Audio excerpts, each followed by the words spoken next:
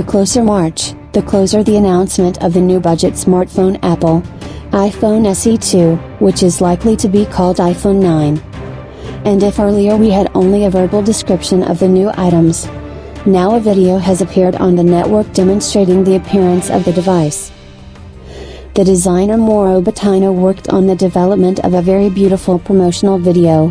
It was his forces that the upcoming iPhone 9 in the colors jet black, white and red could come to life, showing all its best sides. Recall that the device should be a full copy of the iPhone 8, including having lost the Face ID sensor for face recognition, receiving instead the good old Touch ID scanner.